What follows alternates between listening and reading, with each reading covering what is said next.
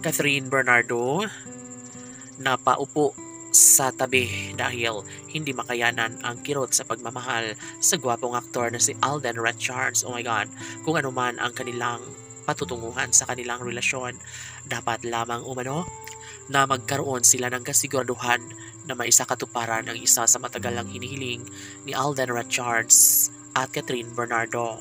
Si Catherine ay nananatili pa rin na mahal si Alden Richards at pangako ng dalaga na hindi niya kailanman papalitan ang guwapong aktor na si Alden Richards dahil ito lamang ang lalaking pinakaminamahal na nagbibigay saya at kaligayahan sa puso ni Catherine Bernardo. Aba syempre, wala nang iba pang mahihiling pa ang dalaga kundi sanay ang makatuluyan niya sa mas lalong madaling panahon ang lalaking matagal na niyang minahal.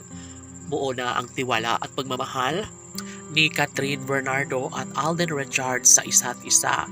Kaya posible umano na mangyayari na magkaroon sila ng malaking posibilidad na mangyayari ang isa sa matagal lang inaasahan ng buong daigdig. Siyempre, magkakataon din naman umano na pwede na mangyayari ang lahat sa kanilang pagmamahalan.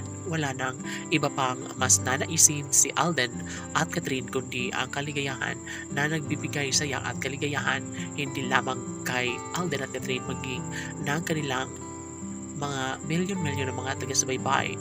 Palagay ng taong bayan ay nais ni Catherine Bernardo na ipagpatuloy ang kanyang pagmamahal para sa binata na kahit marami pa ang hadlang sa kanilang relasyon ay masasabi lamang ni Catherine Bernardo na talaga nga namang happy na siya ngayon sa buhay kasama ang pretty girl na si Catherine Bernardo. Siyempre, kahit ano pa ang panunukso ng mga bashers ay prioridad pa rin ni Catherine Bernardo. Mahal na mahal niya pa rin ang gwapong aktor na si Alden Richards. Sa mga pagkakataong ito, dapat lamang napaniwalaan, dapat lamang na magbuni si Alden Richards at ng pretty girl na si Catherine Bernardo.